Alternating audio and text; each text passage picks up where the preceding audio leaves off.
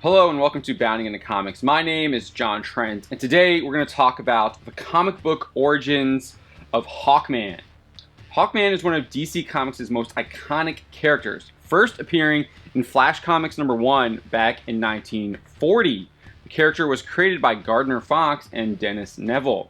In his first appearance in Flash Comics, it is revealed that Hawkman is the alter ego of weapons collector and research scientist Carter Hall. Not only is Hawkman Carter Hall, but Carter Hall is actually the reincarnation of a man named Prince Khufu. After receiving an ancient Egyptian knife from a man named Jim Rock, Hall falls asleep and has a dream where he relives the final moments of Prince Khufu's life. In those final moments, it is revealed that Prince Khufu is fighting against the evil machinations of Hath-Set, a man intent on becoming the master of the globe. Prince Khufu is unsuccessful in defeating Hath-Set and is captured and executed. However, after being stabbed in the chest by Hath-Set, Khufu reveals the dying prophecy, saying, quote, "I die, but I shall live again, as shall you, Hath-Set, and then I shall be the victor." After awakening from his dream, Carter Hall discovers that a rail line is being flooded with millions of volts of electricity. While going to investigate the rail line, he runs into his ancient love, Shiara, who has also been reincarnated. After saving Shiara, he brings her to his home and puts her to bed, and then dons his Hawkman garb. But it's not just an outfit, the costume actually contains extraordinary powers, and are derived from Carter Hall's discovery of the secret of the ages, the ninth metal, which defies the pull of the Earth's gravity. He discovers the cause of the lightning attack on the rail line by using his dynamo detector. The device leads him to the laboratory of Dr. Hastor, who plans to rule the world with his lightning machine. A battle ensues, with Hawkman revealing some of the powers of his ninth metal costume. Specifically, it repels electricity. However, Hastor is able to escape while Hawkman attempts to destroy the lightning machine. With Hawkman unable to find Hastor, it is revealed the villain is the reincarnated priest of Anubis, Hath-Set. He flees to a temple and issues a summons to bring Shiara to his altar, where she will be sacrificed like in ancient times. Fortunately, Hawkman discovers the ruse and is able to stop the sacrifice and put an arrow through Hastor's chest.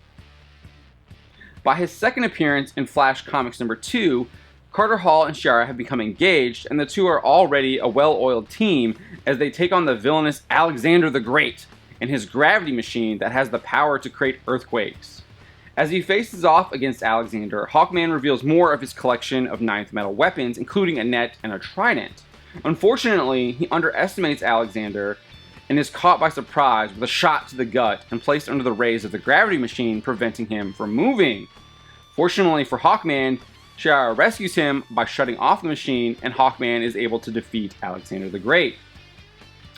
Hawkman would continue his adventures, taking on Russian scientists attempting to gain eternal life, an Arabian assassin cult leader trying to dominate the world, and Sheba, the queen of the desert, who sells off women and men as slaves. By All-Star Comics #3, Hawkman would become a founding member of the Justice Society of America alongside the Flash, the Spectre, Dr. Fate, Hourman, the Sandman, the Green Lantern, and the Atom. However, it wouldn't be until All-Star Comics #4 where the team would actually work together to take on the enemies of America. The team is tasked by the FBI to take on a number of spies and saboteurs that have infiltrated the United States. An agent from the FBI explains that these spies and saboteurs are taking advantage of America's generosity and liberality. Specifically, the agent notes that newspapers are being threatened with bombings if they print the truth about totalitarian nations, munition plants are being attacked with women and children, the victims of the destruction, and spies are stealing defense secrets. The agent goes on to detail that colleges are being infiltrated by alien teachers and students preaching hatred for democratic ideals. In fact, these teachers and students are even preaching that freedom is useless, outmoded. The agent goes on to detail that there are soapbox orders trying to stir up class and race hatreds as well.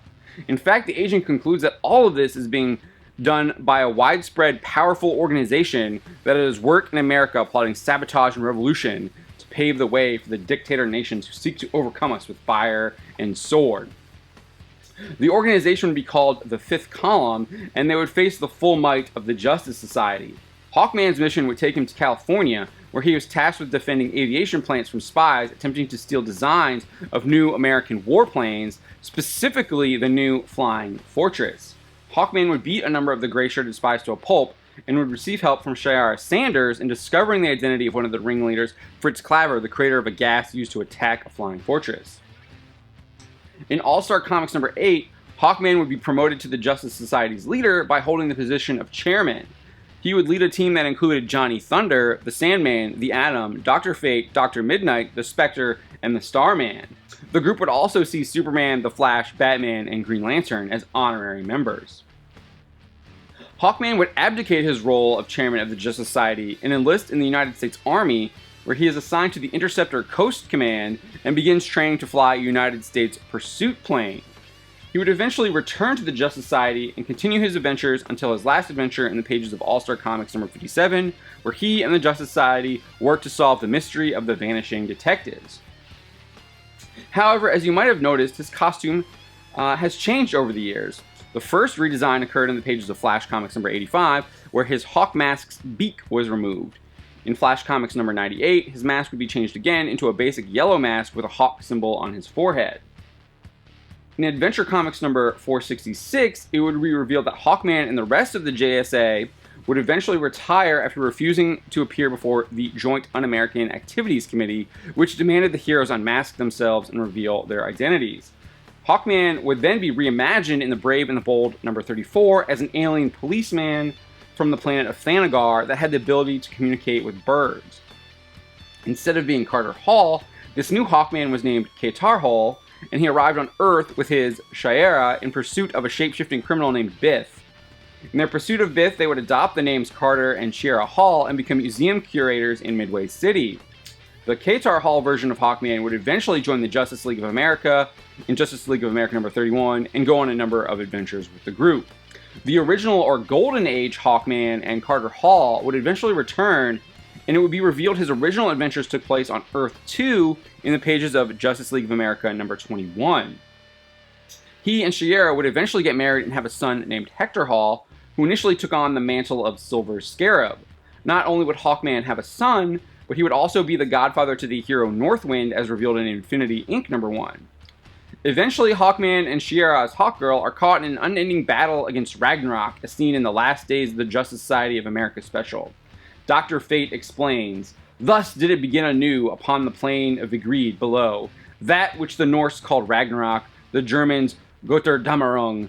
Even without Power Girl and the Star-Spangled Kid, the Justice Society will triumph, today, tomorrow, forever.